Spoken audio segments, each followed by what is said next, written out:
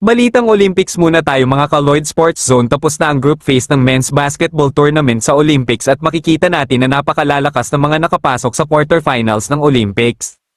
Halika't samahan niyo akong alamin kung sino-sino ba ang nakapasok sa quarterfinals at pagkwentuhan natin mga ka-Lloyd Sports Zone.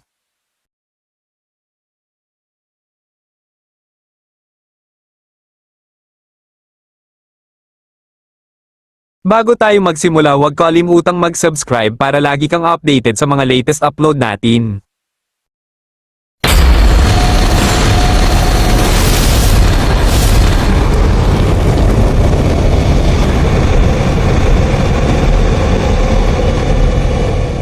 Sa katatapos lang na group phase, ito ang naging standing ng bawat team sa groupings. Makikita natin na sa Group A Canada ang nang ibabaw at walang bahid ang kanilang standings, nag 3-0 sila sa kanilang group.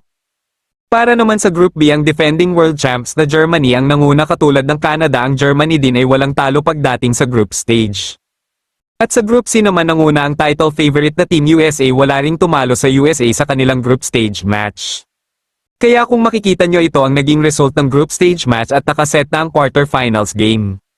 Para sa unang laban ng quarterfinals, kakalabanin ng top-seeded na Germany ang Greece na pinangungunahan ni two-time NBA MVP Giannis Antetokounmpo. Sa unang laro ng Germany sa Olympics, tinambakan nito ang Japan ng 20 points. Sa pangalawang laro naman nila ay tinambakan din nila ang Brazil ng 13 points.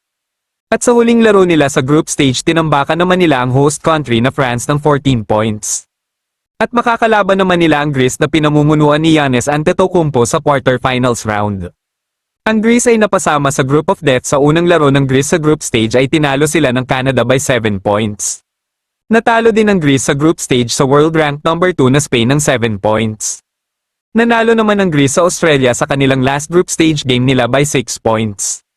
Ang makakapasok sa semifinals ay ang Germany dahil sa lakas ng lineup nila at tatalunin nila ang Giannis Greece-led squad.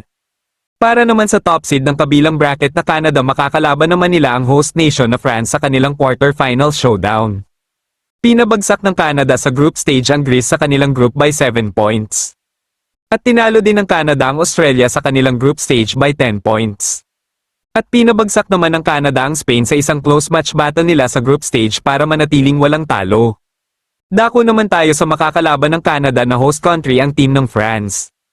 Tinalo ng France sa group stage ang team ng Brazil by 12 points. Nanalo din ng France kontra sa Japan sa isang controversial na laro sa overtime game. Kinapos naman ng France sa defending world champs na Germany sa last game nila sa group stage by 14 points. Para sa showdown ng powerhouse team na Canada at host country na France, pipiliin nating maka-advance ay ang team ng Canada. Punta naman tayo sa kabilang bracket, maglalaban ng Nikola Jokic Serbia-led squad at makakalaban nila na team ng Australia Boomers sa quarterfinals. Pinabagsak ang Serbia ng Team USA sa kanilang group stage match ng 26 points. At bumawi naman ng Serbia kontra sa Puerto Rico sa group stage match nila. Nanalo din ang team ng Serbia kontra sa South Sudan by 11 points na kalamangan. Makakalaban naman ng Serbia ay ang Australia Boomers na pinamumunuan ni Patty Mills sa quarterfinal showdown. Pinataob ng Boomers ang world rank number 2 na Spain sa group stage by 12 points. Natalo naman ng Boomers sa Canada by 10 points sa kanilang group stage match. Natalo din ng Boomers sa kamay ng Greece sa isang close game para maging 1-2 ang kartada nila sa group stage. Para sa showdown ng Serbia at Australia Boomers, Serbia ang tingin nating a-advance sa next round. Para naman sa last bracket ng quarterfinals, maglalaban ng powerhouse na Team USA at Brazil. Tinambakan ng USA ang Serbia sa group stage match nila ng 26 points. Tinambakan din ng USA ang South Sudan sa group stage ng 17 points. At pinabagsak din ng USA ang Puerto Rico sa last match ng group stage nila by 21 points.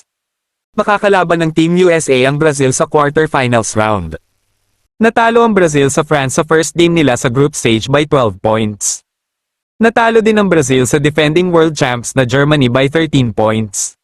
At tinalo naman ng Brazil ang Japan sa last match ng group stage para makaabante sa quarterfinals round. Walang duda na Team USA ang makakapasok sa next round dahil sila ang title favorite sa nasabing torneo. Kayo mga ka-Lloyd Sports Zone, sa tingin nyo ano-anong team ang makaka-advance sa second round ng Olympics? Comment na.